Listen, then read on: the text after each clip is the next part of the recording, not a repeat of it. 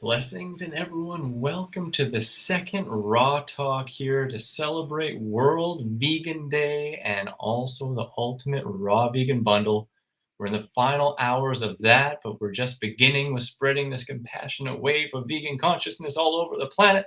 And so stoked to be here with you guys and with an amazing panel, an amazing crew of people. I feel so blessed to call friends and colleagues and mentors, people I've known for a long time who have also been spreading this vegan message across the world for decades and decades. So it's an absolute pleasure. I do want to quickly let you guys know that the Ultimate Raw Vegan Bundle is finishing tonight at midnight PST. So that's the end of it. $3,200 worth of ebooks from 50 contributors, and it ranges across from recipes to meal plans to guides to courses for entrepreneurship, and it's all gone. It's $3,200 worth of stuff, but it's going to be all gone at the end of the day, back to normal price, $50, and you can get it in anyone's link in bio. I'm encouraging everyone to just go to the person that you feel connected to or that you feel inspired by in the links below. Everyone who's a panel here has a link in their bio, and then that way you can show them some extra love and support.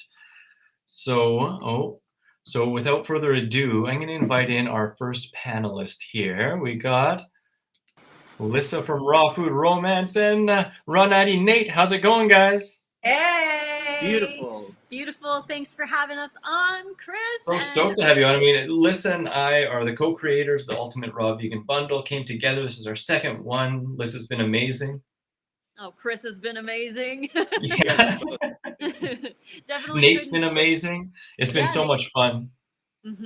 Definitely has been a blast.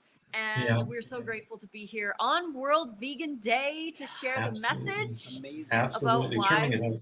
passion. So how have you guys been celebrating World Vegan Day so far? With all the lives. Yes, exactly. That's what it's been all about, hey? And, because in the interest of answering questions, and we're hoping that a lot of people ask a whole bunch of questions in the chat, so feel free, you guys, to start asking questions in the chat. And I'd actually encourage, try and keep just chitter-chatter at a little bit of a minimum and really try and focus on the questions, just because it is a little bit challenging for me to find the questions if there's a lot of just chitter-chatter. We have a happy Katie here. So if you could, give yourselves each a very brief introduction to make it easier on my brain that is melted from all the lives. Awesome. Yeah. So I have been raw vegan for 7 years and vegan for 7 years. And I'm so blessed and grateful to be part of this community and to be able to share as much as I do on my YouTube channel and on Instagram, creating recipe books like crazy and doing this Ultimate Raw Vegan Bundle with Chris. Yeah, it's so unreal, but yeah, definitely here to share and inspire and create. Awesome. Yeah, and my name is Nathan Maris. I go by Raw Natty Nate is kind of like another name that I use, but Nice Cream King is on my Instagram. And I have been in this world as a raw vegan for 5 years, going on 5 years now. And the way that I came into this world was I found Alyssa on YouTube. So it's a good thing that she did have a YouTube channel and she was sharing her journey. And another really great thing is she created a recipe book. And of course, her recipes, anybody who knows Alyssa, Raw Food Romance, sees her recipes. It's definitely, when you see these meals, you're like, I can eat that. And so I'm really, really grateful that she put something like that together, because it changed my life. And now I'm friends with all of you fine people. I've met you, Chris, and man, I love being a part of this community and just, on the trail that we're on. This is a beautiful, beautiful path. Yeah. Absolutely. Well, blessed by you both. And in the looks of time, we're going to invite everyone on in here one by one. We got an amazing crew. So next up here, let's invite in Jesse and Reny Bogdanovich. What's going on, guys? Ooh, we're going to switch it into a duo. Oh, there we go. How you guys doing? Great. So happy to be here. This is sweet. I'm going to switch it to this way. Hopefully be able to move you up here. There we go. Okay, sweet. Nice. Yeah, so good to be here. Hi, everybody. Love that so background. Nice to see you all out there. I'm so stoked to have you guys both on here. We've known each other for a long time. I know you guys have been vegans and raw vegans for a really long time. You want to share a little bit? And we're we're going to talk about like 30 seconds sharing for each person so we can get into Q&A and make sure that everyone's here can really benefit from the Q&A. I call myself Happy Raw Renny. Yeah. I've been raw vegan for over 14 years. I just became certified holistic nutritionist. So I'm very excited about that. I learned a lot about vegan part of it there also. Yeah. I've been writing recipe books for like over 10 years now, and guiding groups also and programs online, everything about raw veganism. So just excited about spreading this message. Heck yeah, blessed to have you on. Hey everybody, I'm Reny Bogdanovich. I've been raw vegan for just about 23 years in January. I've been helping people for 2 decades with vegan food, raw vegan food, lifestyle, healing, feeling better.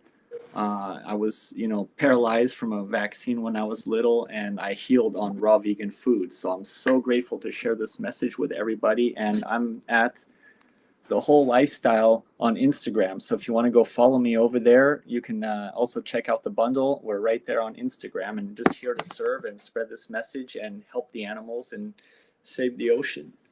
Yes. Love it, brother. Love it. Sweet. Well, thank you guys so much for coming on. Next up, we're going to invite in Dr. Rick Deena. Dr. Rick, how you doing, man? I've known you for a long time, too. I've benefited from a lot of your teachings and your Mastering Raw Food Nutrition course, and with your wife as well, which we'll be inviting on soon. But thankful you're on here, man. It's great to see you. Yeah, thank you. Pleasure to be here. Happy to join the panel. A little bit about myself. Been on this path, God, I guess it's about 35 years at this point. Yeah. Since 1987. Love living this way. It makes such a difference. Makes so much sense. Leaves a light footprint on the planet. Makes you feel the best, the most connected, the most clear-minded, the healthiest. And love science. Love making sense out of this stuff, and love sharing the message and giving people confidence in what they're doing and answering their questions and cutting through the confusion, so they're actually more likely to stay on this path over the long term and get the benefits themselves and go easiest on the planet and the animals, and get all the synergy that's involved for this fantastic way of living. Love it, man. Love it. Thank you so much. And your wife, Dr. Karin, she's not on yet, but hopefully we'll see her here in the next little bit, and we'll give her a quick intro when she does come. She said she got in somehow. I think so. She's somewhere. Okay. I can't find her yet. Oh, no, she just said it threw her off. So maybe she'll join me here. We'll see. Okay. Well, we'll give her an intro when she comes in. Okay. And next we're going to invite in another Karin, Karin Ramsey. How's it going, Karin? Hi, Chris. Nice Stoked to have you on here. Yeah, another long-term raw for having foodie. this panel.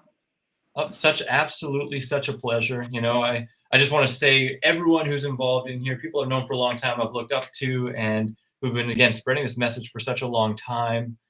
Wealth of experience, wealth of education. Karin, would you like to share a little bit about, how you got into vegan and how long you've been vegan? Sure. Well, I was very fortunate that I had the history in my family. Yeah. My grandmother in 1921 had asthma and emphysema, and she read a little book called The Mucusless Diet Healing System that came out in 1918, and it changed her life. The doctors had predicted she wasn't going to live very long, and she lived another 50 years.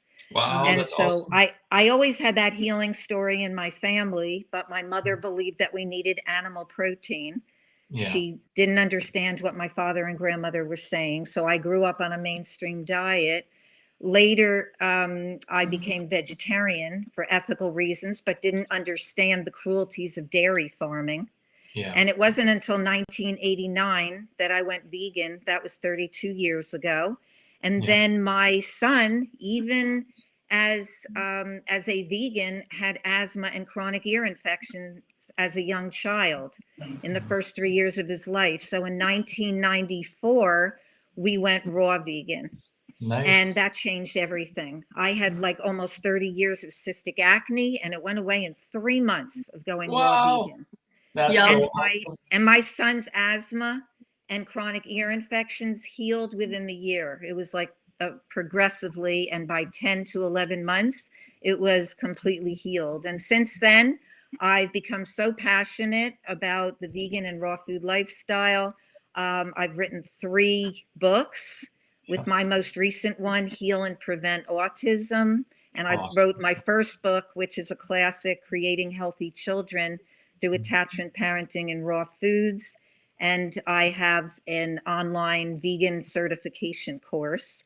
And I love coaching people. This is my passion, to help people understand, first and foremost, veganism, because we absolutely have to come in with the ethical reasons for the animals, for the environment, and for the planet, and also for our health. It has to be that combination. That trifecta, which we're going to get a heck of a lot more into, and I have some really fun and maybe some challenging questions for everyone. So I'm really excited for that. Thank you so much, Karin. Thanks so much. And it looks like Karin Dina just popped in too. Hey, Karin, how you doing? Say hi, honey. Oh, you can't hear. That's right. Okay. Oh, you can't hear me on this side? No, I got the speakers on now. I got the earbud in. There we go. Would you like me to come back to you, Karin? Are you good? Fine. Yeah. Okay. So quick intro about you. Great. My name is Dr. Karin Dina, and I've been on this path for over 30 years at this point. And I stay on this path because it has made a huge difference for my health and for the planet and for the health of the animals as well. And I'm very happy to be able to teach people about the benefits of this way of living and to help people stay on the path long term. Awesome. Love it. Love it. Thank you both so much for coming on here, and apologies for the technical stuff. This is a crazy new platform that I'm still new with, and I'm gonna make it easier for the next times, I'm sure. No worries. Happy to be here. So next we're going to invite in Dr. Doug Graham. How's it going, Doug? Hi, guys. Hey, everybody. Hey! What a treat. What a treat. Chris, I only have 3 words for you, Chris. Uh-oh. Go, up your health? A green tomato, green zebra? Lemon tiger. Whoa. Tomato. Oh my gosh. I'm addicted. First food I ever found that I'm actually addicted. Is it the glutamate? The season's going to end and I'm going to be in serious trouble. Yeah. What's going to happen? I don't know. I'm eating like a dozen a day. I don't blame you. My first book was called Safe Trampolining. I don't believe anybody ever read that one. And the next 3 or 4 books, nobody ever read those either. But when I finally just gave up on trying to write popular books, I wrote 80-10-10, and people heard of that one. So I'm honored. I think if I had to say, last count that I've checked, there's about 200 people leading the raw vegan movement. And more than half of them have been students of mine. So I'm really thrilled for that. And that's kind of been my mission, rather than get a bigger piece of the pie, was to make the pie a whole lot bigger by training trainers. So I'm thrilled to see all the people who are doing a great job that I haven't had the pleasure to coach, as well as all the ones that, I still flash back when Rick says 1987, and I go, oh my gosh, I remember when you came to my club hygiene. Remember when we met? Yep. Back Philadelphia. Then. And we just go way back. So it's a treat to be here. If I can be of service, to me, that's the most rewarding thing in the world. The best gift I can give you is to have my gifts be well received. So thank you all for having me on board.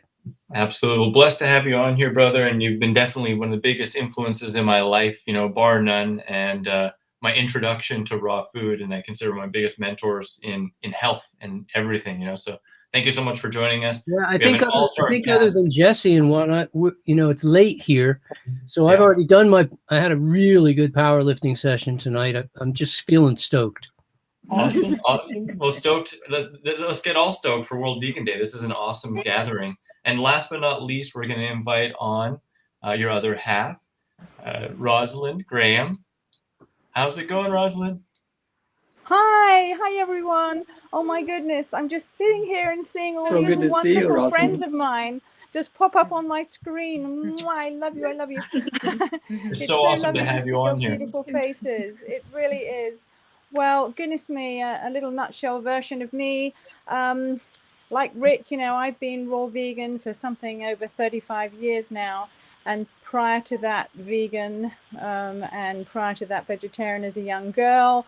My whole journey, as you know, Chris, started out exclusively in terms of animal rights. This was where I came from. This is what's always inspired me and fueled all my aspirations, is this desire for the world to wake up to the fact that these beautiful brothers and sisters of ours might look different and speak different languages, but they still have emotions and incredible brains just like we do, and that we need to be honoring and respecting them accordingly. This has always been my driving force behind everything I've done, and it's still the thing that I feel most passionate about. In addition to that, as the years went by, I kind of woke up to the fact that it was actually a good thing for my health as well. So that was an extra plus.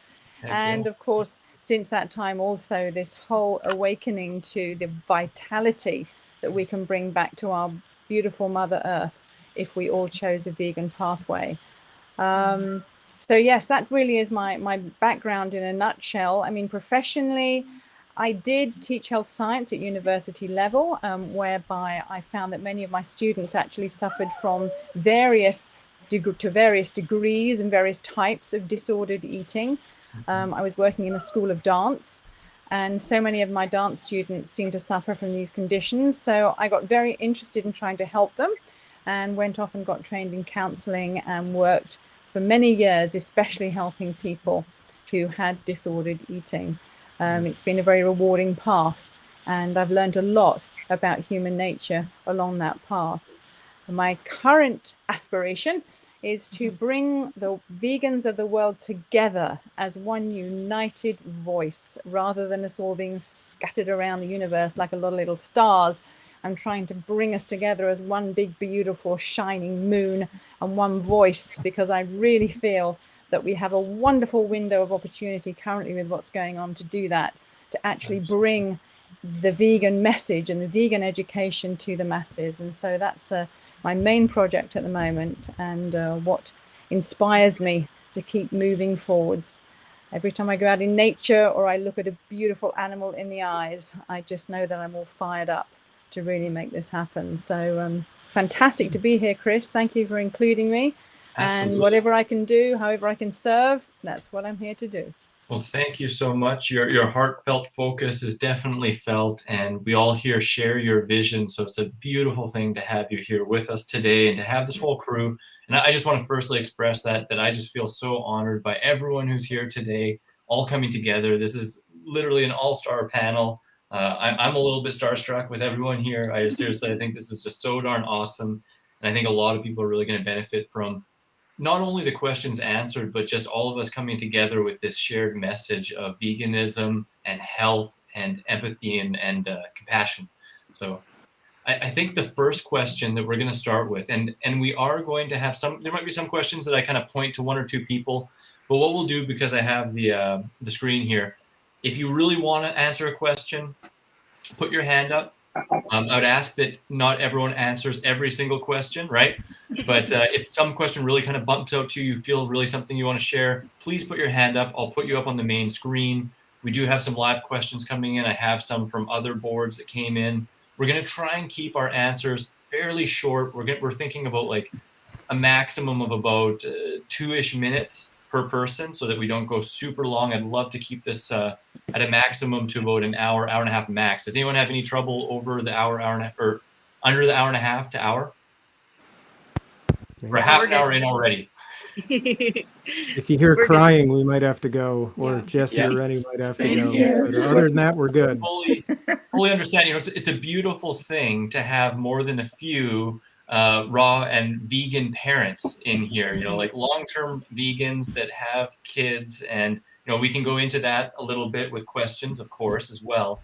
But fully understood. And just so you guys know, so you're not shocked by it, at about a minute and a half mark, I do have a Jeopardy soundtrack here to kind of like let you know that you're getting close. So don't take it as being rude. It's just we want to keep it concise so we can get through as many questions as possible. So the first one's a big one, guys. The first one, how would you define, or how do you define veganism? Anyone? Any takers? Who's first? I'll take You'll it. take it? All right, let's do it, Lissa.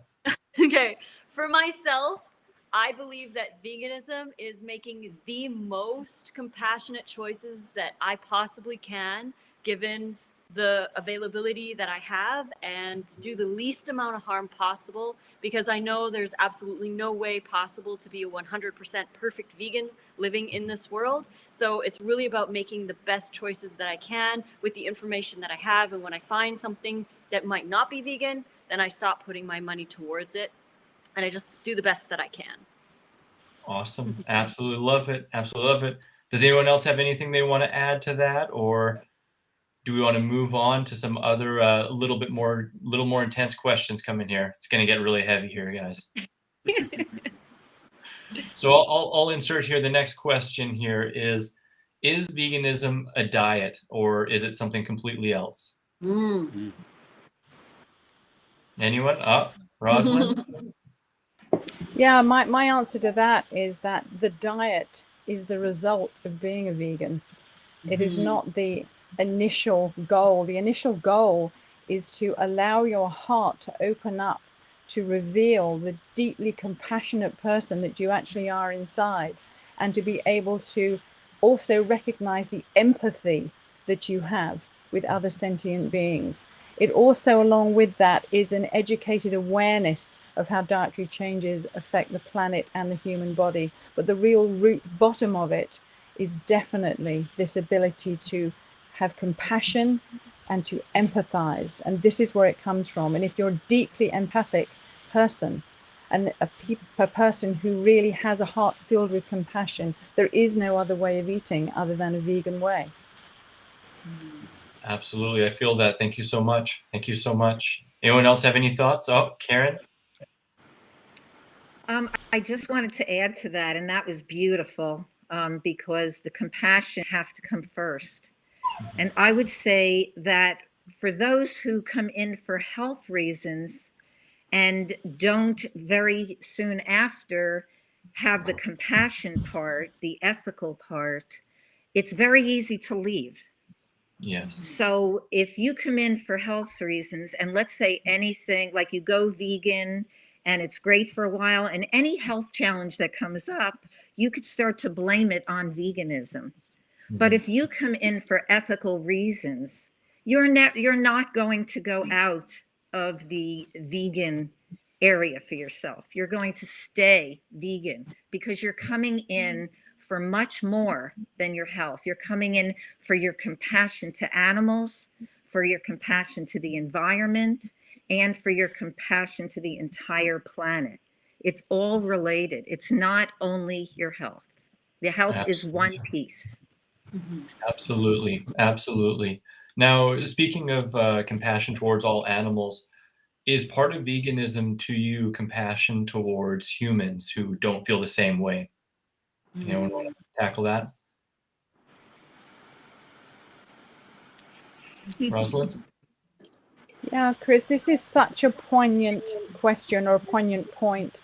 And I often think to myself, you know, if somebody were colorblind, would I therefore wish them ill? If somebody, for example, couldn't walk, would I wish bad things to happen in their lives? Or would I actually feel compassion for these people, understanding that they were lacking in some ability, be it to connect with their hearts, connect with their compassion, or to develop their own ethics on a really quite a basic level? What I would feel for these people is compassion and empathy. And that compassion and empathy that comes out of my heart to reach out to their heart, that is a vegan energy. Yeah. And so I think it's absolutely paramount that all vegans develop this non-judgmental approach to non-vegans and understand that they themselves, having awoken, are privileged. And those who haven't awoken are going to go through some struggles one way or the other. And to be there with love and support not only helps then, but it really does show what it is to be a leading light, what it is to be a vegan. People see us, they see the love between us, they see the connection, which they crave for so badly, but they don't know how to get in the door. And sometimes it's simply because they don't have the key. And that's where education comes in. That I think one of our biggest roles as vegan is to try to educate in an acceptable and attractive way, which gives people the key to open the door to not only us as vegans, but their own hearts as well. Awesome. Very, very well said. Very well said. So the next one is a little bit tricky. Maybe it's not tricky at all, but I know it can be tricky in some places, and it can be even controversial. I don't think it is, but the question is honey vegan? Or what? And if not, then why do you think some people consider it vegan? Anyone want to tackle that one? Dr. Graham? Well, the concept vegan, amongst many other single phrases that describe what is vegan, is no animal should have to work so that I should live. No animal should have to die so that I can eat. And obviously, honey is a bee product.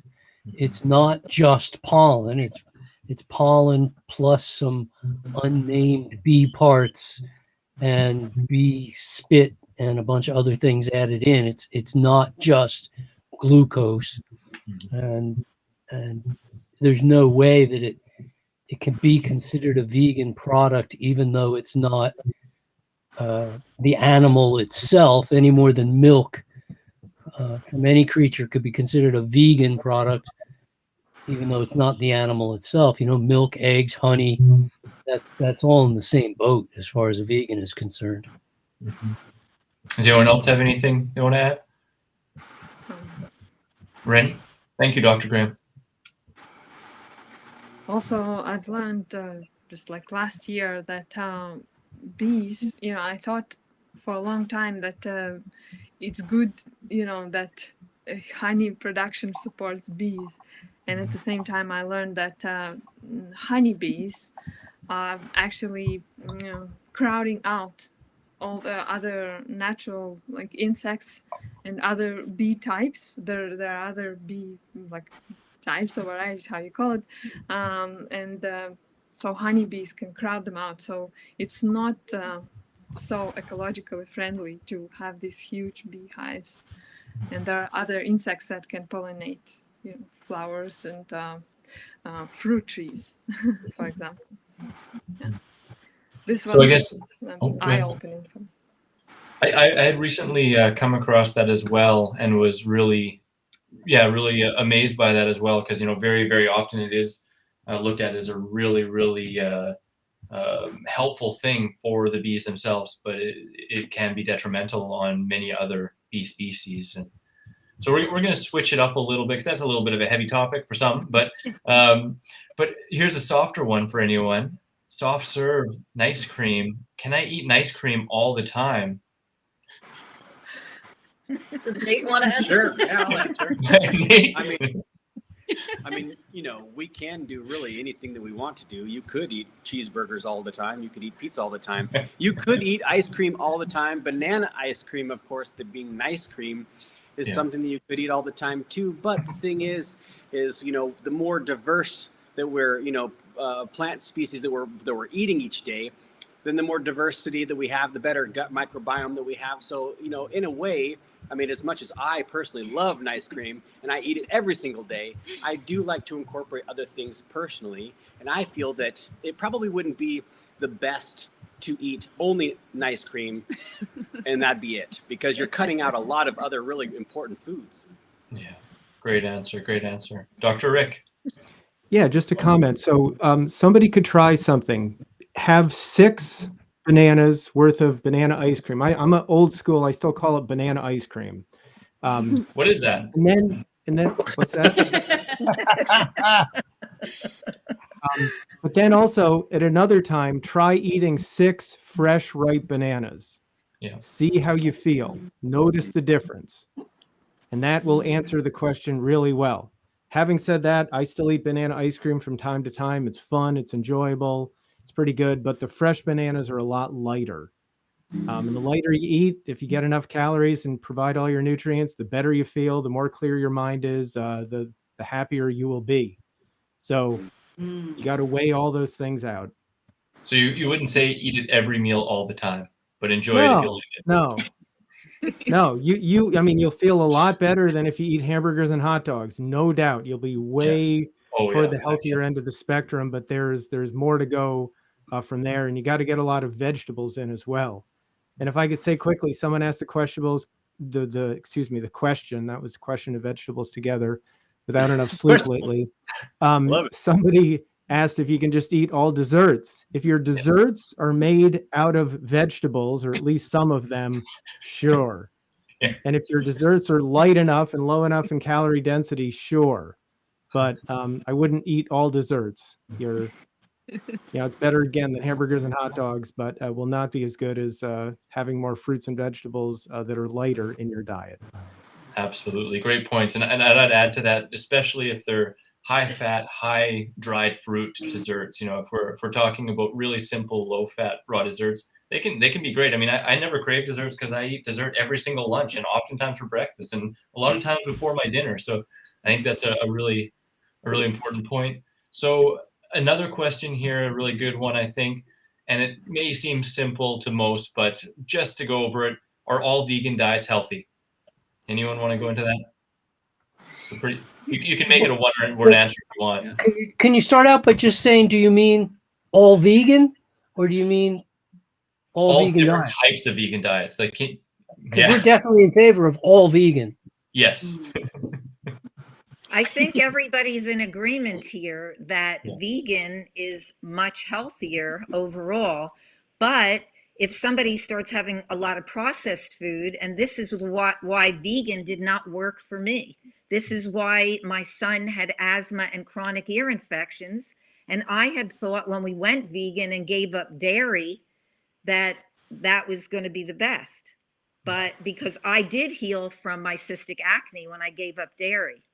But my son had the asthma and chronic ear infections, and he had it because I was mainly eating pastas and breads. Mm-hmm. I wasn't eating whole plant foods. And so when you go to whole plant foods, and even whole plant foods are processed by the cooking, mm-hmm. so you want to go to the raw vegan. And then when I went to raw vegan, at the beginning I was eating high gourmet, high fat, lots of oil. I felt really sluggish. Mm-hmm. And I didn't feel really energetic until I went low fat, raw vegan. And that made the biggest difference.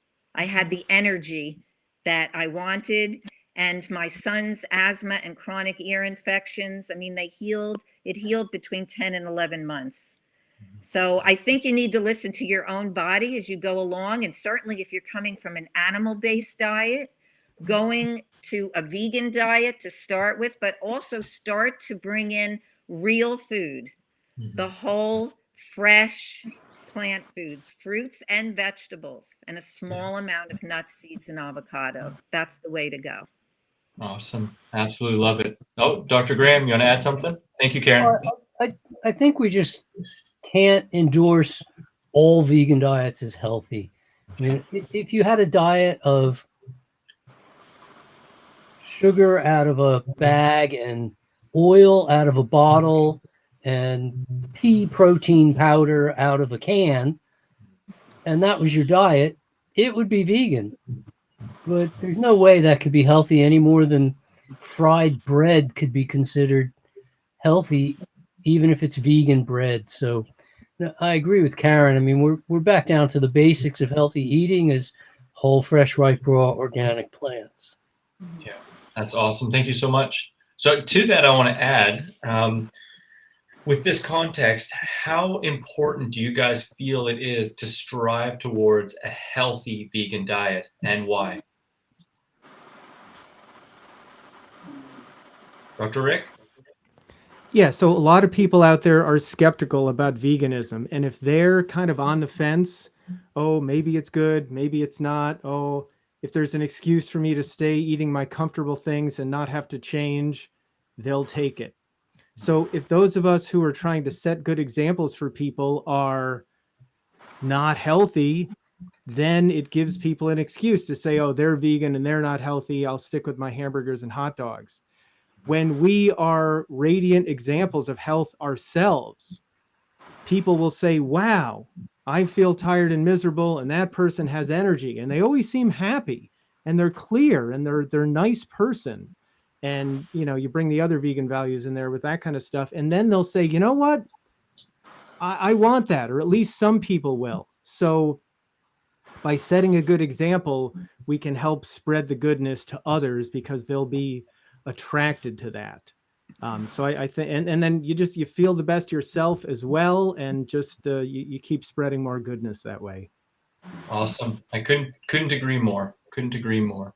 So we have a softer question in here. We're gonna pop it up on the screen here from Courtney. Best raw foods or recipes to get that umami flavor that I love. Umami. Anyone?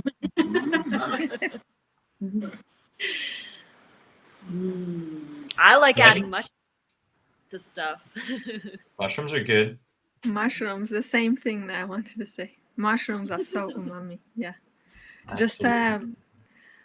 many people, including me, don't really like them fresh. So it's better to dehydrate them, or marinate is also even better, maybe, with lemon juice and herbs, spices.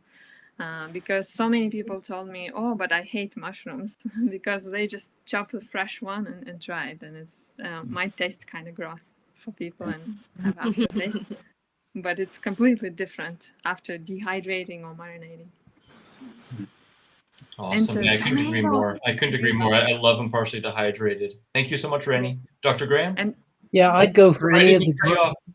Sorry. Yeah, I'd go for any of the brown versions of tomatoes. Yeah. The umami flavor is just off the charts. Some Cherokees or what? Yeah, or the cocoa buff, or any of the cocoa miniatures. Any of the brown tomatoes are just off the charts. Awesome. Yeah, I love the brown ones. I love the green ones too. That green one you showed earlier looked pretty Oh, delicious. lemon tigers. Yeah, that's a different flavor though. That's salty. Yeah. All right. So here's another good one. You know, a lot of people, when they first hear about veganism or when they go vegan, the mainstream kind of culture says, well, you better, focus on protein and get your soy products in and this and that. And, the vegan diet is based around fake foods and fake meats to make sure that you get enough protein. Is there any truth to this whatsoever? Is this, or is this something else? What do you guys think? Anyone? Karin? There is protein in all plant foods. I had thought this decades ago, that we had to have animal protein, even though my father and my grandmother, they didn't eat any animal protein. And I watched them be so healthy and not go to doctors. And that was my model. But my mother felt that we needed animal protein. And all plants have protein. And even a plant like spinach is 49% protein by calorie. A banana is 5% complete protein. All plants have different amounts of protein, so you're going to be getting enough. It's actually the opposite, that in mainstream society, we get too much protein. And even a lot of vegan diets are too much protein. Awesome. Thank you so much, Karin. Does anyone have anything else they want to add? What someone asked in the comments, and I'll go to you, Dr. Rick, in tandem with this little add-on. They said they got blood work and their protein levels were a little bit low. Is there anything that can be done to help increase that? And just going in on this question. Yeah, I saw that one. Excellent question. So it's really tough to tell, because when you look at a standard blood chemistry panel, in terms of protein, you see albumin and globulin. And what those are is they are protein carriers within the bloodstream that transport other things around. They're not necessarily a reflection of the protein in your muscles. Similarly, when you see calcium in the bloodstream. 1% of your calcium in your body's in your blood. That's not a reflection of bone mineral density or anything else. So you really can't tell your full protein status by looking at albumin and globulin, which is probably what the person saw. And then that gets into, why those might be low, get into some deeper issues that are beyond the scope of answering questions on a panel like this. Absolutely. And I think that's important to note that we can't diagnose and we can't, do anything like that on a panel like this. But thank you so much, Dr. Rick. That's great. And I think a lot of people will probably want to rewind and listen to that afterwards again to let that sink in. And just one other thing that we always tell our students is go to Chronometer or some type of nutrient database software, put in what you ate for the day, and it'll give you a readout of your total protein and each of your essential amino acids compared to the World Health Organization recommendations. And if you've got 10% or so of your calories from vegetables and a sufficient amount of total calories in your diet in the absence of things like oil or sugar that are not whole foods that might not contain any protein or that don't, it's very difficult to not meet your protein needs. In fact, in our course, in the protein section, I have a challenge for our students. Find a diet adequate in calories for you that has at least 10% of its calories, 10% of your, the total calories from vegetables, including some leafy greens, and design a diet lacking in either total protein or any one of the essential amino acids. And if they try it, they find it's really, really difficult to do, really hard to do. Usually there's more than enough. And the other thing to consider is that those World Health Organization recommendations are based on what they call conservative overestimates. Yeah. So lysine, one of the essential amino acids, certain studies have shown, well, we should have between, maybe we should have about 17, I forgot, milligrams per kilogram of body weight. And then others say, no, maybe 25. And then another study says, well, maybe it should be 30. So then the recommendation they put out there is 30. They tend to go on the higher end of the spectrum. So anyway, even based on those conservative overestimates, it's tough not to get enough. So, that really, I think, says a lot. And then once people see that, it's like, okay, wow, I don't have to be cranking down powder and beans and, all this other stuff just to meet some hypothetical need that people out there who are uneducated are worried about. Awesome. Absolute great answer. Renny, you'd like to add something? Or were you which? Yeah. Yes. Also, people who want to build muscle, they forget how little muscle you can build or add in a day. At the very, very maximum, it's like maybe 30 grams, usually more like 10 grams. So to eat 100 grams or hundreds of grams of protein is just, where would it go? When you can build only this little amount of muscle, maybe like 10 grams. Awesome. And of course, we're getting more than enough from raw vegan. Yeah. It's one of those questions that at its essence, if we got paid for every time we answered it, we'd all be rich, right? But none of us have ever really seen a problem with. Yeah, we'd all be dead. All of us here would be withered away and dead if there wasn't enough protein in plant foods. Yeah. Maybe if there were deficient protein, you could get away with it maybe a few weeks or a few months, but not decades. Yeah. What did you say, Chris? We got like 165, 200 years worth of all vegan, of us added up here. Vegan, yeah. We wouldn't be here. No, exactly. Thank you so much. So the next one is an interesting one then. Are there any nutrients that are found in an animal-based diet that cannot be found from a balanced raw vegan lifestyle or vegan lifestyle? Dr. Graham? Yeah, there's about 5. But because we are animals, we manufacture all of those ourselves, just like all the other animals do. So although you won't find it in your diet, your body will manufacture those themselves. Essentially, so the answer is no, because you manufacture them yourself or you get them from your plants. But there are 5 nutrients found in animal products that you won't find in plants, we make our own.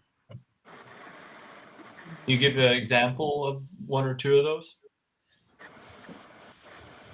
You know what? I'm going to let Dr. Rick tell you all of them. The list is pretty straightforward. I just don't want to dominate the call. Okay. All good. Dr. Rick, you interested? I'm deferring to Dr. Karin. She's the pro on this. Well, there's All right. vitamin B12. Vitamin B12 is made by bacteria. Yep. And there's vitamin D. Yep. Those are two of the big ones. And do you have Yep. anything you'd like to add to that? There's a couple that we convert. Yeah, I mean, DHA, there's DHA and but you can EPA, convert. but our body can make those. Those of you who are students know here have seen many of my case histories showing that's we can make those under the right circumstances. Yeah, so K2. yeah, what about K2? Vitamin K2, that can be made by bacteria. Whether or not it can be made by bacteria within our gut really depends on the health of our microbiome. So there's a lot of things we need to consider when it comes to that. Okay. But there are sources of it that you can get on a vegan diet. Good example would be from a fermented soybean product called natto, or natto, however you want to pronounce it. That has menaquinone 7 in it, which is one of the forms of vitamin K2. So you've got our baby here. He's talking. As babies do. But those are some of the big ones. There's other ones as well. Some people would also say creatine. There are a variety of other ones that come up from time to time, but those are probably the big ones. Awesome. Thank you so much. Thank you so much. So this is one that I've been asked before. Does anyone here know if there's ever been any vegan cultures or groups around the world that have been living vegan diets for a decent amount of time and have been studied? What was that again? Are there vegan cultures in the world that have, or groups?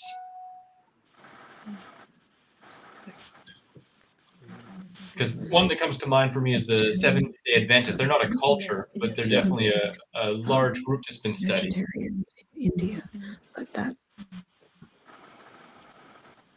Yeah, but you'll find it's only the hardcore of Seventh-day Adventists that actually follow a vegan diet.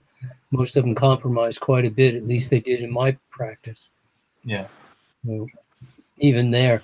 But it is interesting to note that about 3% of the people in America are vegan, and 97% of the people in America have ongoing heart disease issues that can be easily measured and monitored. We just don't know for absolute fact that 97 and 3 are separate groups. But it seems so. Heart attacks in the vegan community are so rare as to be almost non-existent.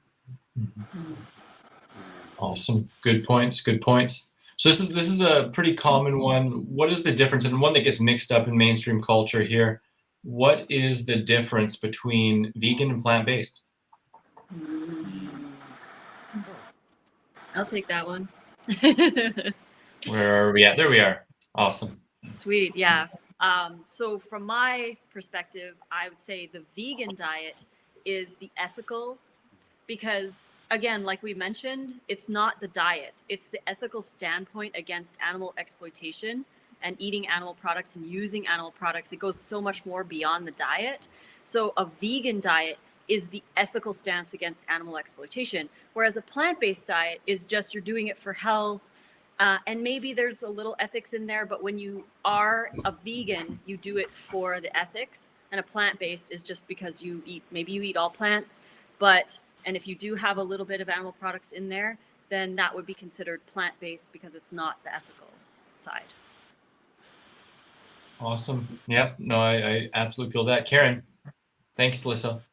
You're welcome. And also, I think that the plant-based message could be taken out of the vegan context. I even saw a steak restaurant in New York City had a sign outside saying that they were plant-based just because they had a large salad bar. Right.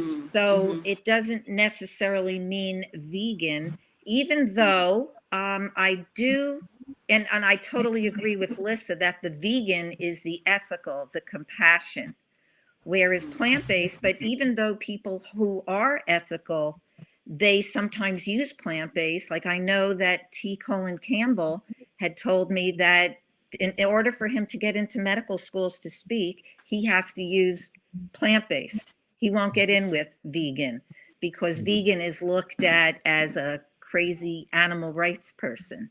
But the vegan is really what we want to bring out, is really how we want to educate people, because the vegan is the compassion, not the plant-based.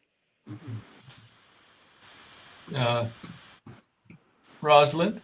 Thank you, Karin. Yeah, just a little thing to put in here, Chris. I think the way that I've perceived this whole terminology of plant-based is that it tends to imply that the majority of the diet comes from plants, which gives people a little bit of a leeway that they can bring in other things that come from either, well, basically animal origin or the byproducts of animals. So I think, as agreeing with what's been said so far, the vegan is coming from an ethical viewpoint whereby you simply would not consume these things the same way that you wouldn't take a human baby and consume that either. It would be that appalling. And whereas a plant-based diet simply implies that it tends to be personal for personal health reasons, and the majority of it comes from plants, but it gives you that little bit of leeway if you want to put in some other things as well. Awesome. An important distinction for sure. Thank you so much, Rosalind. Dr. Rick? Yeah, just wanted to make a point that some people within the nutrition community actually make a distinction between plant-based and raw, as though fruits and vegetables aren't plants. So a couple of years ago when we sent out an email, we have a lot of raw people on our list, a lot of plant-based people on our list, and it was about raw food. And the person said something like, "No, thanks. I'm not interested in raw. I'm whole food plant-based." And I'm thinking to ourselves, well, what are we? What are fruits and vegetables and nuts and seeds? Here's the news flash. They're plants. They're whole plants. So it seems like just another little distinction there is because a lot of Dr. Campbell and McDougall and stuff use the term plant-based and they're advocating a largely starch-centered diet, a lot of people there associate plant-based foods as rice and potatoes and other starches, whereas raw food is some, fringe thing. There's people that just eat wheatgrass and sprouts, or other people who only eat fruit, and they see it as a fringe thing. And I think it's important for people to know that those of us who base our diets on fruits and vegetables, we're plant-based, we're vegan, we're eating whole foods, and we're just trying to eat the healthiest version of that.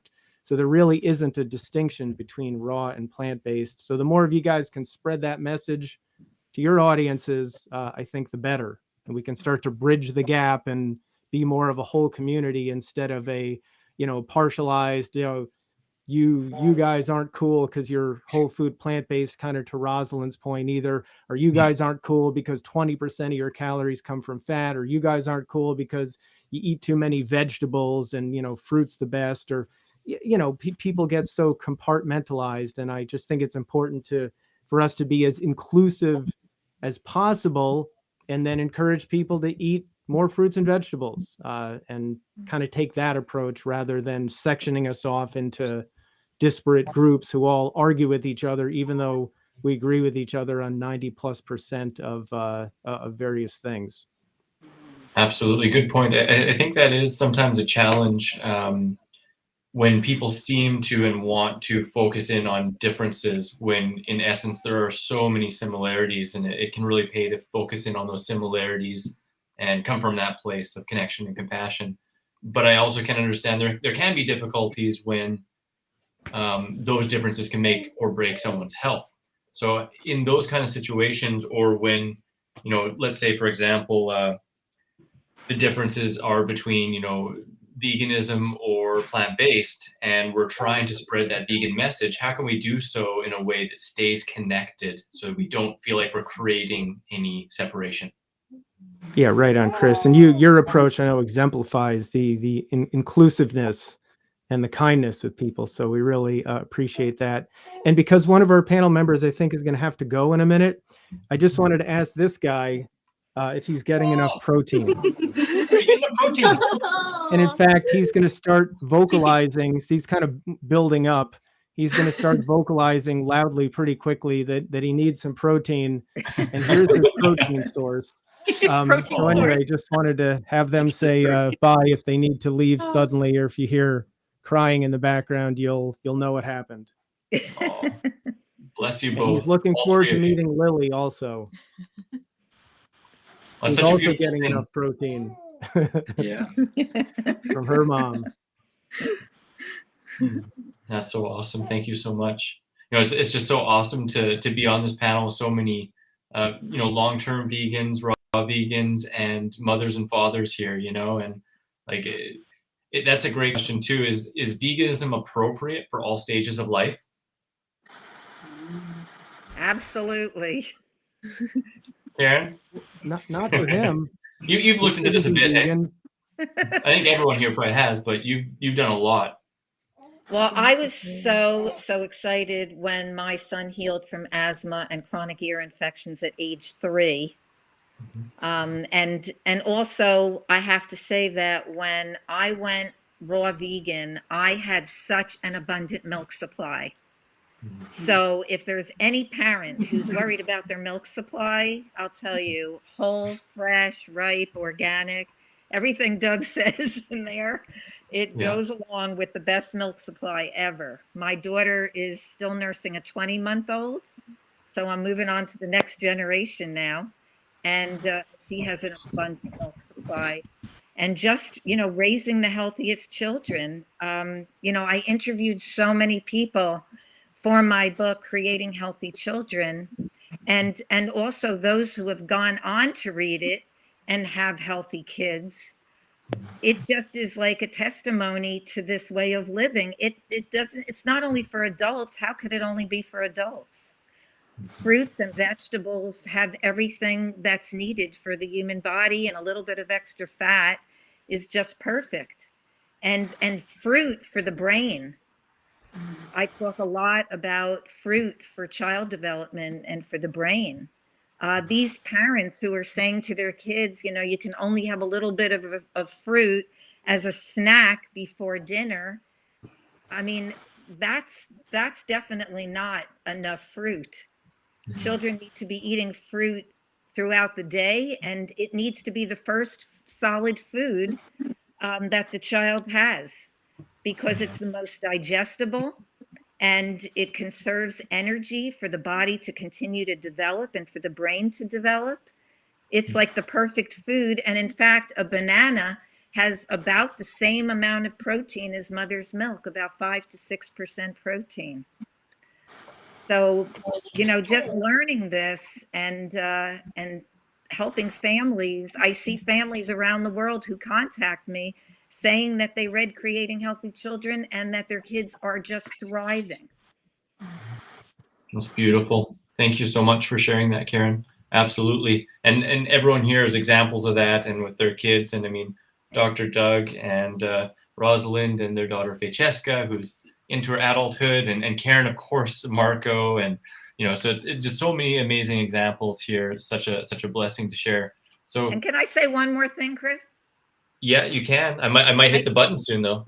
Oh, okay. I just wanted to say that when children are given this early base of knowledge of health, whole foods, ripe, fresh, raw food, that even if they go off later on, let's say, that they come back. Because my kids did rebel in the later teen years, and they both came back.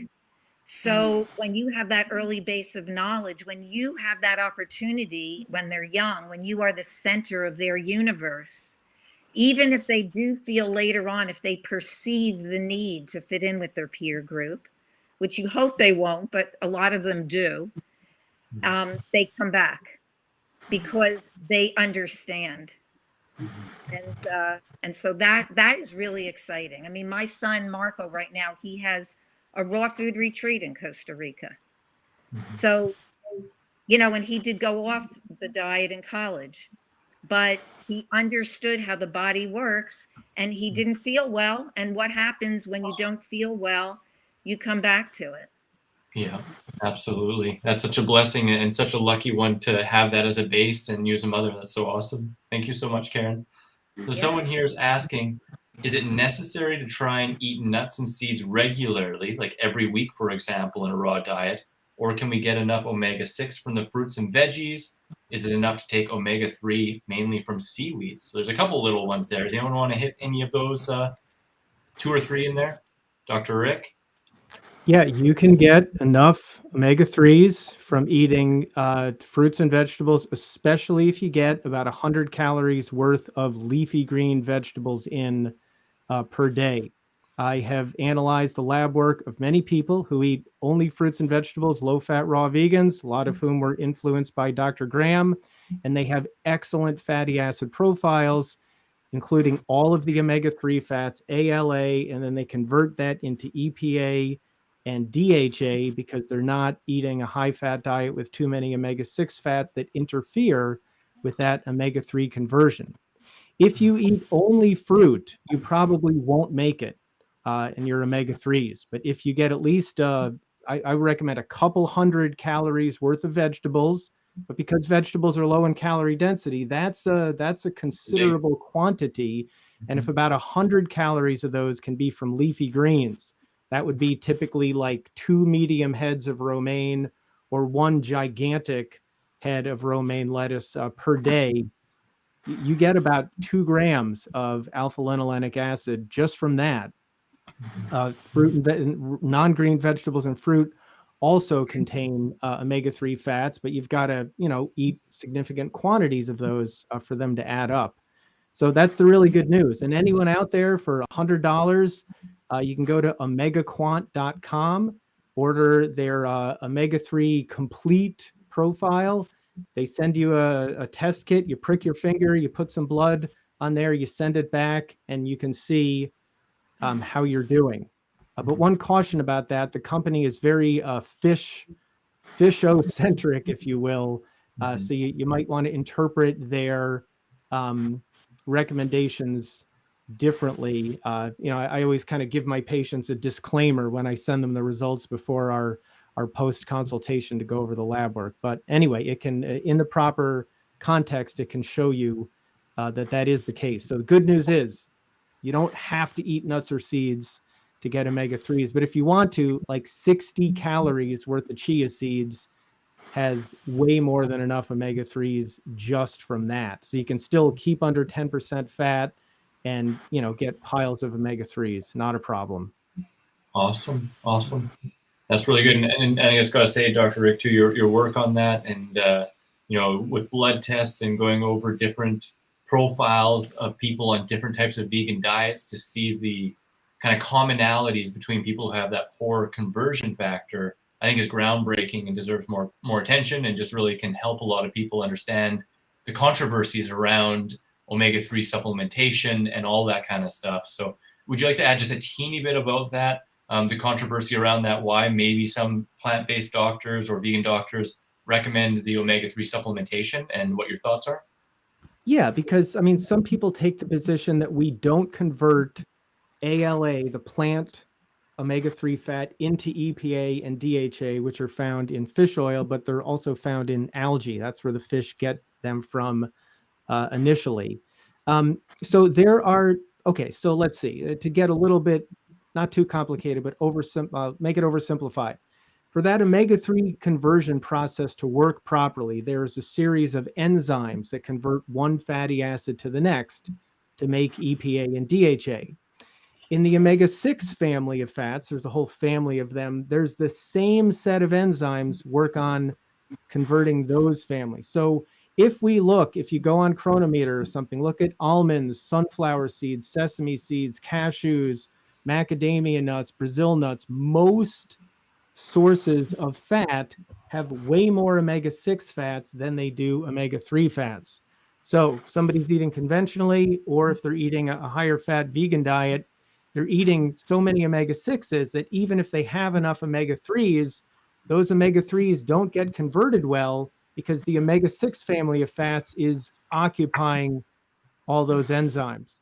Kind of like lately, we haven't worked on our students' final projects as much lately because we got a 10-week-old to take care of. Our attention is diverted over there. But when you lower your fat and you get enough omega-3s and you're not eating all those omega-6s, you do convert well.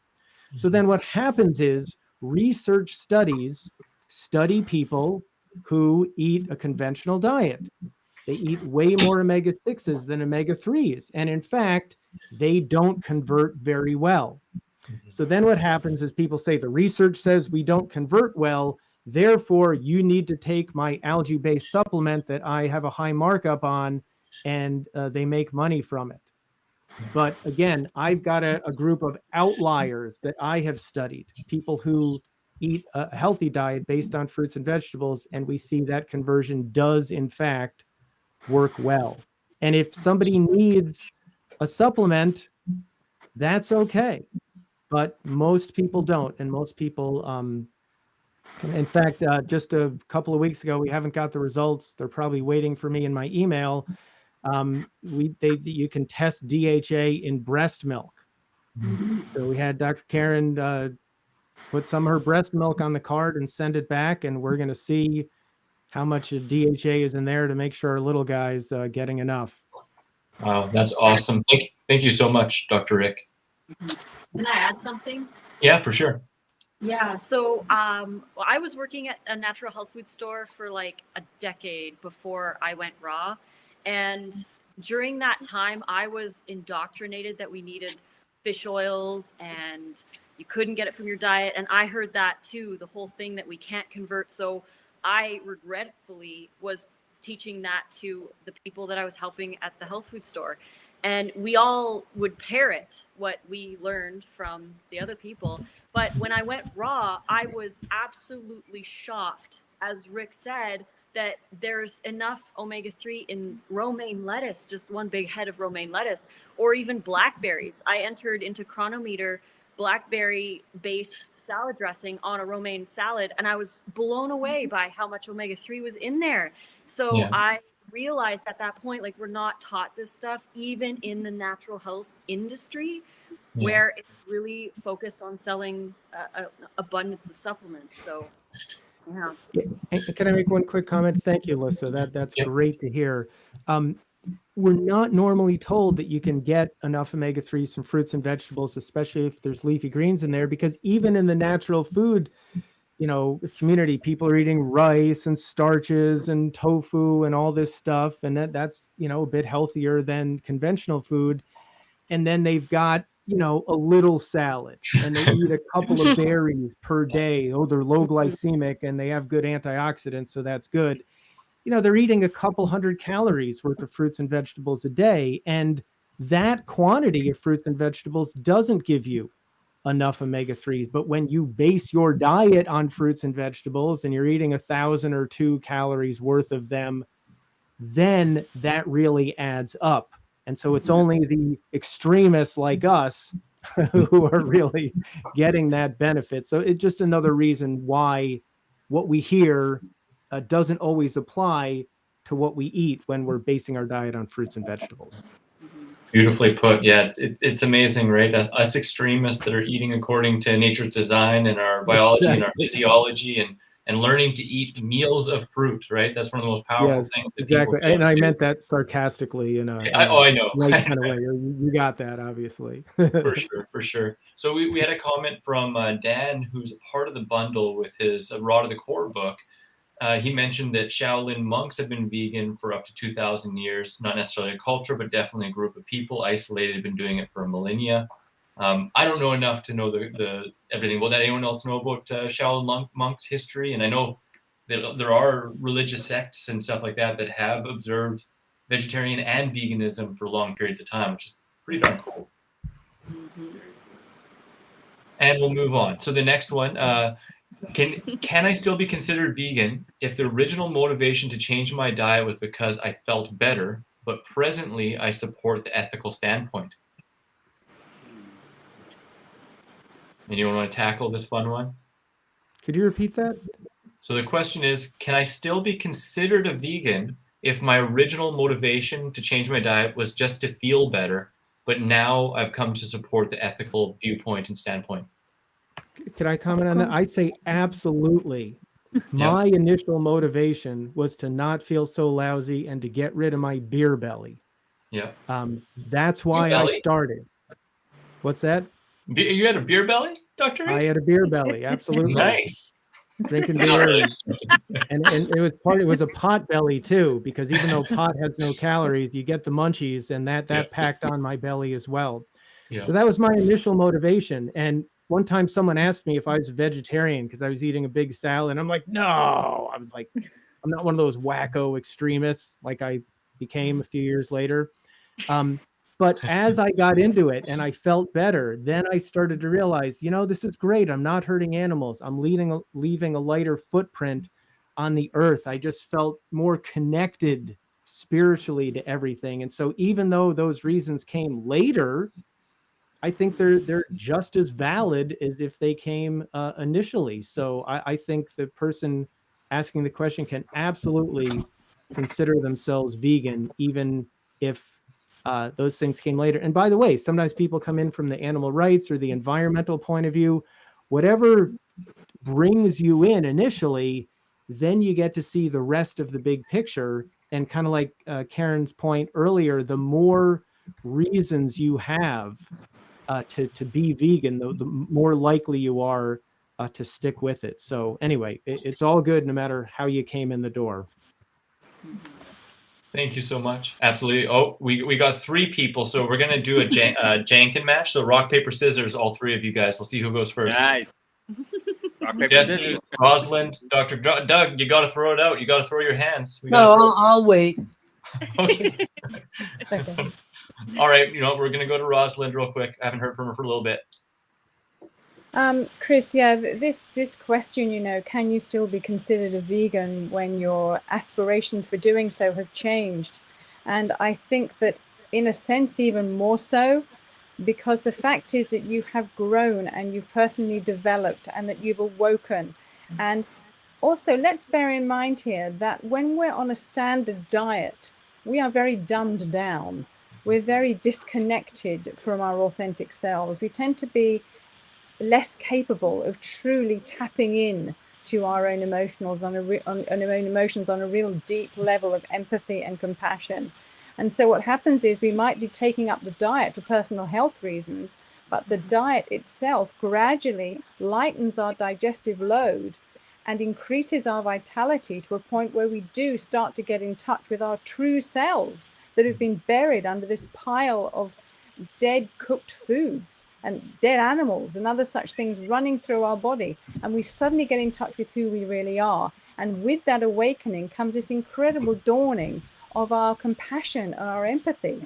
And so if that's happened to somebody, I think it's a time for celebration. It's not a time to look back. It's a time to look forwards with gratitude and be so glad that in this lifetime you've had that opportunity to awaken in that way and celebrate veganism as big as you can. Really celebrate, because it's a wonderful thing to celebrate, is your own personal growth. It's fantastic. Absolutely. I couldn't agree more. Absolutely couldn't agree more. Does anyone else have anything else they want to add? Because I know there's a few that might. Yeah. Thank you. Thank you so much, Rosalind. I just real quickly wanted to come back to this question about big vegan groups. Maybe there's no like big vegan groups that I know of. Maybe there are, but all the blue zone areas, their diet is based on plants. And yes, it's a plant-based, it's not like vegan, but if the question was about like, is it sustainable? It's more than sustainable. All the blue zones are based on this type of diet. So they do eat a little bit of animal products, but obviously they thrive on mostly plants. Awesome. Thank you so much. Thank you so much, Renny. Dr. Doug, did you want to add anything? Actually, I'm going back a ways if I can. Feel free, absolutely. Okay, so the first thing is, I agree with you, Dr. Rick. We need to be as inclusive as possible because we pose a threat to vegans.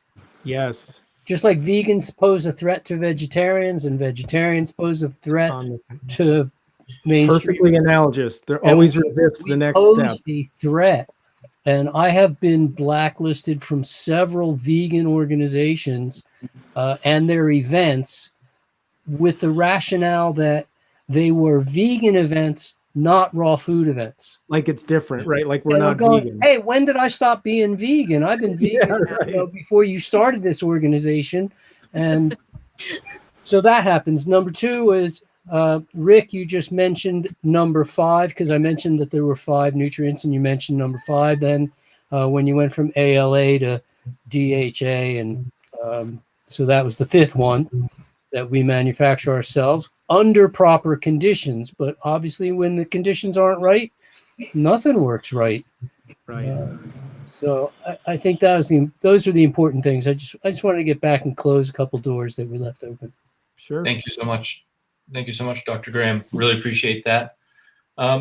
We have, let's see, this is maybe more of a personal question, but a lot of people have asked it. I've been asked on a few different boards. What do you do when you're a vegan and all of a sudden you find that you have old shoes or jackets that aren't vegan? That's a tough one, right? Maybe it's not a tough one. What does everyone think? I use them till I wear out, and then I replace them with vegan alternatives. It seems silly to not just toss it. Yeah, it just seems silly to toss it.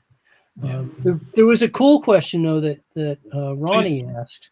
Yes, yeah, that's actually a great one I was looking at as well. So, and I have looked into the person a little bit, and it turns out that person was not 100% living on coconut oil, but massive quantities of coconut oil.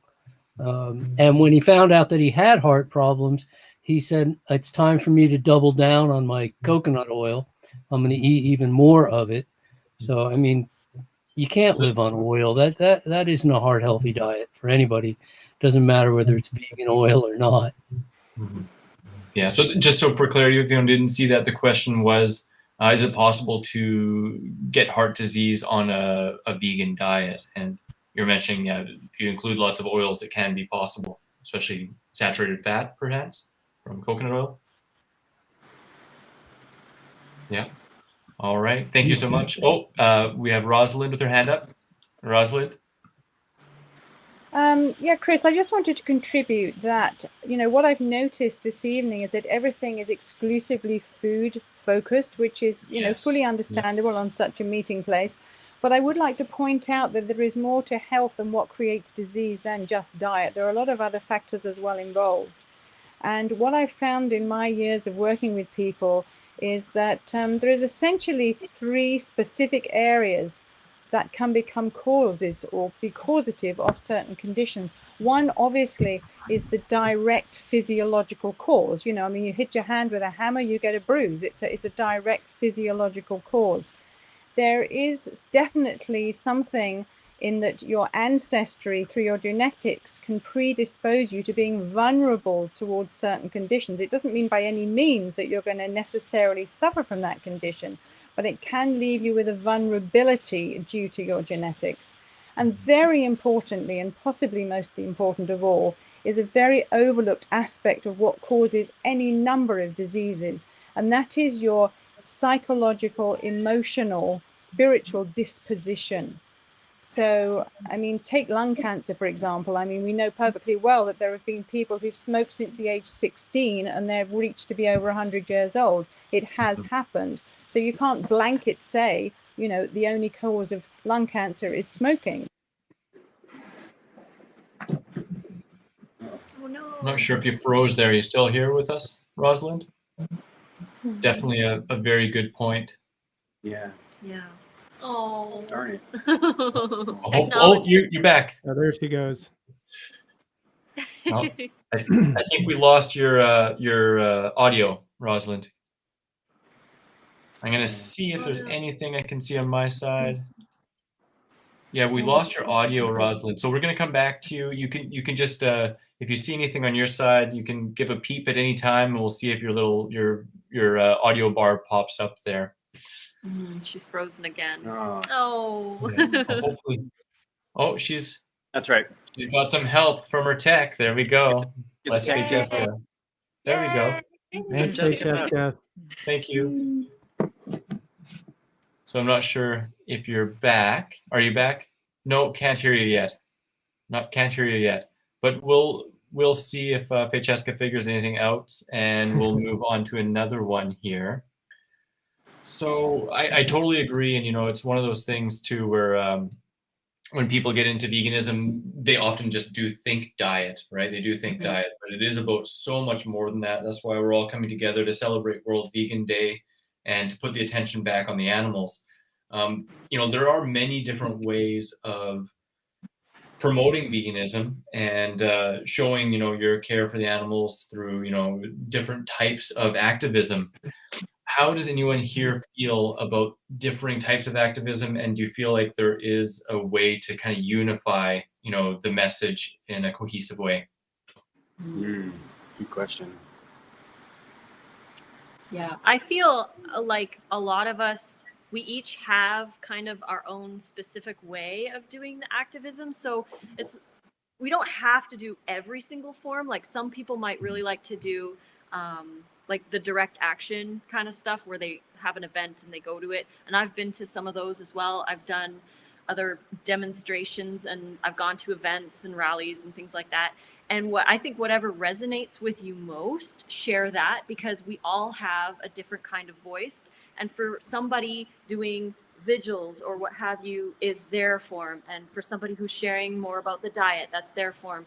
I mean, we should all experiment with other things and go to events and do that kind of thing. But if you feel passionate about a certain subject, about veganism, then it's beneficial to share it. So we all have our little aspects of it coming in, like Rosalind wants to create with all the little stars, creating one big bright one. Absolutely. Absolutely. Karin? Oh, we'll go Karin, then we'll go Renny, and then we'll check back with Rosalind as she's hopped on Dr. Doug's.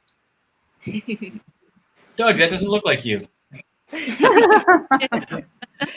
So I feel that for me, it's been a process because in my younger years, decades ago, it was just getting out every weekend and demonstrating for animal rights, demonstrating against fur, demonstrating. I went to NYU for grad school, and I was like every weekend demonstrating in front of NYU Medical Center against vivisection. So it was a process. And as I got older, I still wanted to practice animal rights, but I do it in my work in helping people to understand veganism. And so, you know, when I'm working with people, I'm bringing them towards vegan lifestyle and I'm educating. And so many of you talked about education. Like that is one of the biggest activism things that we can do. And so I think that it very often can be a process. And I know many young people who are out there right now. A lot of my students who have come to my course are out there doing demonstrating and fighting for animal rights live in front of organizations. But for me, I feel like I am still participating in animal rights activism. Awesome. Thank you so much, Karin. Renny? I feel that it might be more efficient, like Karin said, to educate, to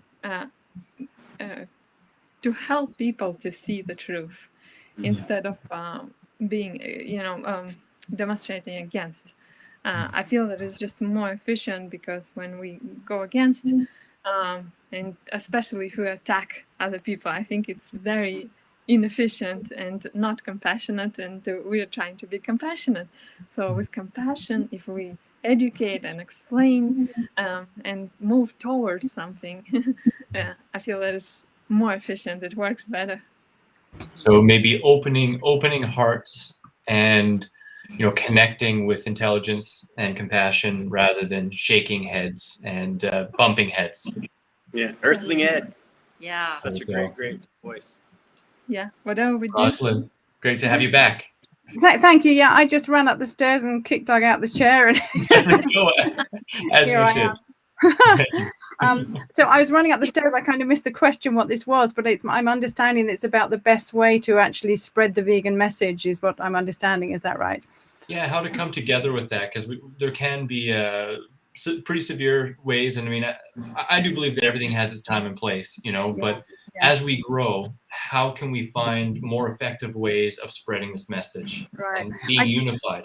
This is something that's really dear to my heart, Chris, this particular topic. And what I would say is that in the history of veganism, and I've been there myself, like Karin, you know, I've been out there doing the animal rights activism and so on in the past. And what the focus tended to be was to shock people into realizing what they were doing. And to show people these horrific pictures and to explain about the terrible, torturous things that go on in the slaughterhouses.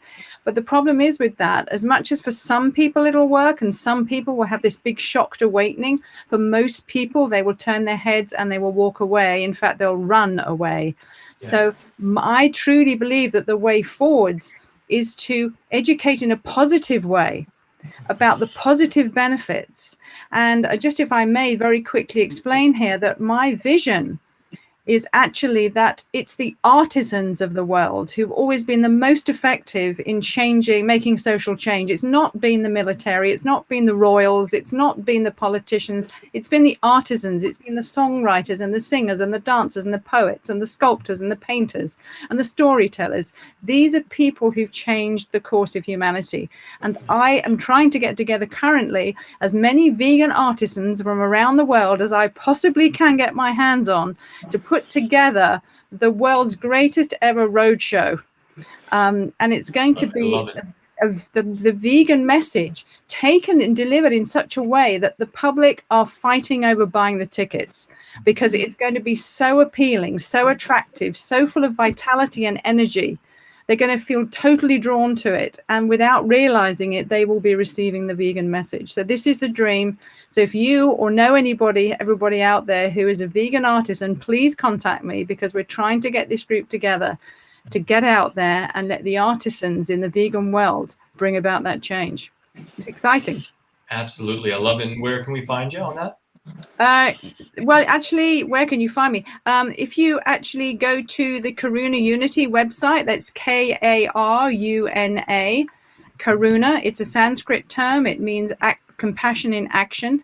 If you go to the Karuna Unity, you'll find all the details there of how to contact me.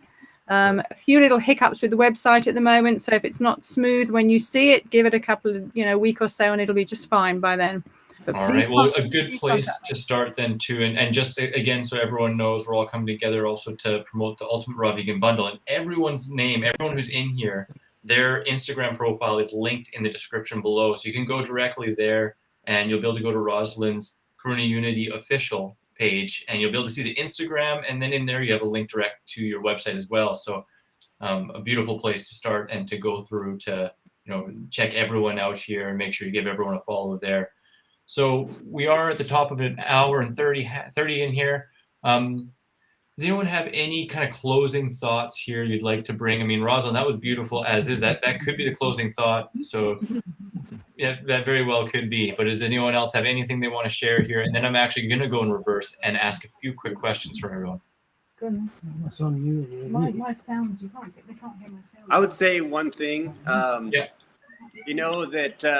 Mother knows best, right? And Mother Nature has provided everything we could possibly need. And it's really nice to have so many brilliant minds bringing different studies out so we all can get, certain questions that maybe we're concerned about. But it's really interesting how we can really overthink things. And it can be so simple when we just go back to the way Mother Nature designed it for us. It's so simple. Absolutely. I second, third, fourth, and fifth that. Thank you so much. And also, a lot of us have already have been there. We've been eating animals. We ate all the junk. We've been there where the people are right now that we are trying to inspire to change. So to come at it with compassion, because back in the day when I was eating animal products, no amount of slaughterhouse footage was going to get me to change. And even though that was part of my change, it was the compassion and really the only vegan that I remember from back in the day. She was one of the most compassionate people. She never pushed anything on anybody, and she lived the life, and she just was like glowing beauty. And I wanted to be like her. And she was one of the inspirations from way back when I was younger. It wasn't the anti, right, like the really hard stuff. It was the compassion that helped me to eventually change. But we were all there at one point, and do unto others as you would have done unto you. So if you remember being bullied by some hardcore vegans maybe in the past, remember to be a compassionate vegan, because I think that is going to make the biggest change. Thank you so much, Lisa. Thank you so much. Dr. Rick? Yeah, I mean, I'll just second the motion about the compassion. There's a lot of people out there arguing, and maybe they get more views because they're more extreme. But you know, and these people are all against everything. And Dr. Karin and I always say, well, what are you for? You know, why don't you have more carrot and less stick? And to Renny's point earlier, that just, and everyone else's, that just serves people better. And along those lines, if somebody is new to this, or they're trying to be more raw, or wherever you see yourself heading, definitely look at the glass as half full and not half empty. We're all works in progress. So if you just start working out and you're not buff yet, don't look in the mirror and say, I'm not ripped to shreds yet. Say, hey, I'm more pumped than I was before that last workout, and that's good. And so wherever you are with your diet or whatever else, be willing to take the next step and know that you're improving and feel good about that. And then you'll notice you feel better. And then you'll keep doing more of that. And then you'll notice, hey, I'm not eating as much tofu, or I haven't had a hamburger in a month. And you don't miss it because you're trying new things and adding those things. So you're improving and never feeling deprived. So, and that's really a vegan value way of going about healthy changes, caring about yourself, not making yourself wrong for what isn't perfect. And that message spreads out to others, and it's appealing, again, instead of making everybody wrong for not doing it just the way we do it. So just wanted to kind of bring those points in together. And even though it may be in contradiction to what I just said, I've met a lot of unethical vegans. So they may eat a vegan diet, but they don't treat others with compassion. And I think that's difficult to see sometimes. So, you know, veganism, again, is a lot more than just a diet. It's compassion. It's, you know, improvement. It's doing better and doing the best for ourselves and the whole planet and all of our fellow earthlings. So that's my conclusion. Awesome. Thank you so much, Dr. Rick. Thank you so much, Dr. Karin, too, and Lily. Oh, no. Oh, no, I got Liam, I'm sorry. Both have 4 letters and an L and an I, very similar, and we're born less than a month apart. Yeah. I wish I had my other soundboard on. I had a Price is Right, wrong answer soundboard, but instead all I have is this Jeopardy one, and I haven't wanted to use it. I'll admit, there's been a few times I was tempted, but I couldn't bear, but you know, hit it on anyone. So this didn't feel right, you know. Thank you so much, Dr. Rick. Anyone else have any final closing thoughts they'd like to share, Doctor? Oh, okay, we'll go to Dr. Graham in the house. Oh, there's two of you, I guess. Cool, thank you.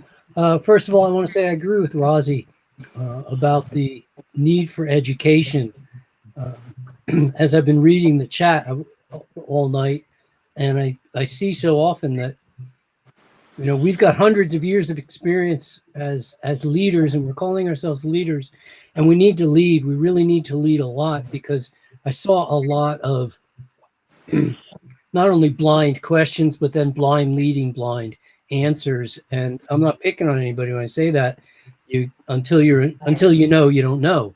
And we've all been there, and we're all there in other aspects of our lives. But I encourage all of the leaders, and it's part of why I'm so excited about the bundle again. You know, I hate to come back to it, but encourage all the leaders to really take the responsibility to lead as much as you possibly can. I mean, I'm going to be releasing several hundred hours of new video material this year, in the coming year, that I filmed last year while I was down in Costa Rica, and the year before here in England, where we filmed 400 individual educational pieces, and we'll be releasing a bunch of those probably over the next 3 years. But I encourage all of you to be as productive as you possibly can and get way out in front in your leadership role, so that the number of people who just want to suck up the information from you have it available and will be drawn to you because you're being proactive. So I encourage all of you to continue to lead from the front like you have. I'm really very proud of each and every one of you. Thanks so much. Really happy to call you my friends. Likewise. Likewise, absolutely. I think we can all agree with that. And I think, would you say then, Doug, to maybe not see what veganism can do for you, but what you can do for veganism? Wow. Thank you, President Kennedy. Very good. Yeah, there we go. Anyone else want to have another message for the celebration here? Saw Rosalind. All right. Rosalind. Oh, come on upstairs, Rozzy. Come on up. We're going to go to Karin first, and then Rosalind's going to come up. We can't hear you. Karin. Yeah, I just wanted to end by saying that I really agree with the education part, because after all of my years of activism, I mean, I continued to even show activism today, but I realize that the education part is even much more important. And even more recently, just a couple years ago, at one of my women's health retreats, I had some people who were relatively new to veganism, and I showed a famous video, only a 5-minute video called Scary Dairy, and 3 women were very offended by that. And so I realized that I could have talked in a way and just been more compassionate for their way of living, and also have been proud of them for coming to my vegan and raw retreat when they weren't quite there yet, but wanted to learn. And so that's one of the main reasons why I believe that education right now is really key. And with this movement growing, I believe that the pioneers here are very much needed, like what Doug said. I mean, I think that we are all in a really good position now to educate, because we do have many decades of experience here. Absolutely. And the time is ripe, whether we're talking about, environmental issues or just the raising of awareness of the ethical issues of veganism and, everything going on in the world. There's no more important time, than raising this consciousness of compassion towards each other, towards the animals, and just helping each other to come to see that and raise up to higher levels of health. Rosalind. I think I'm here now. Hey. You can hear me? That's great. Thank you so much, Chris. Yeah, I mean, just in parting here, a couple of things. First of all, we talk about vegan leaders, right? Everybody who is living an ethically vegan lifestyle is a leader. Everybody. It doesn't matter who you are or how insignificant in your lowest moments you might consider yourself to be. You are a leader. And we are moving to a time when veganism globally will be the norm. Now, we're the cutting edge. We're leading towards that norm. And the point is that in the past, so many of us have almost lived our vegan lifestyle as a kind of apology. You get invited somewhere and you say, well, I'm awfully sorry, but I'm a vegan, do you have if you can fit me in somehow in your dinner party, despite my rather strange dietary habits. We've sort of lived it as an apology. And it's time now to live your veganism as absolutely the most normal thing in the world. To live it, that you are proud, you're not ashamed, you're open, you're not closed to discussing it because you're frightened somebody might attack what you're doing. Because what you're doing is the new normal. And the new normal is growing and growing and growing. It's everybody else that's doing something really weird. It's not you. Yeah. So be proud of your veganism and wear it right out proudly, right in the very front of you. Don't try and hide it from people. Don't treat your own veganism as an apology. It's really, really vital, I think. And in that also, there is a very fine line between education and trying to defend your choices. There's a big difference. As soon as you enter into trying to defend what you're doing, you're entering into an energy of conflict, which is only ever going to make the person you're in conflict with even more determined to prove you wrong. So try to change that and step back from that need to defend. You don't need to defend anything that you do. You have a human right to make your own ethical choices. You don't need to defend it to anybody. But if instead you come from a completely non-judgmental place of others, and you stand firm in your ethics and in a very forthright way, without any coloring of extra emotional attachment, you simply deliver the truth and the education and the facts as we know it as leaders, then that is going to be far more acceptable. Don't ever step into the situation of defending your ethical choices. You have a right to your ethical choices. They don't need defending. But you do have an opportunity every day of your life, simply by the very fact that you are living a vegan diet and lifestyle. You have an opportunity every day to exercise your position as a leader, simply by the way you behave, the way you act, and the compassionate way you treat everybody, because veganism is not just about compassion for animals, it's compassion for all sentient beings. And please remember, everybody, that the most important sentient being for you to be compassionate towards is yourself. Because if you're really compassionate towards yourself, that is going to be palpable by others who come across your path, and that will attract them, and therefore lay those paving stones towards global peace. So that's Amen. what Absolutely love it. I don't think it could be said better. I don't think I'm going to try. And thank you so much, Rosalind. Thank you so much, everyone here, for coming together, for leading from the front and coming together also in the Ultimate Raw Vegan Bundle, because that's what it's all about as well, is really educating and equipping people with the recipes, with the knowledge, with the connections with so many people, like everyone here on the call, that is living this, that can share from their example, and that you can connect with and contact. If you connect with someone here, you really vibe with them, I encourage you to reach out, to view their materials, to check out their videos, to check out their websites, their courses, their Instagrams, all those things.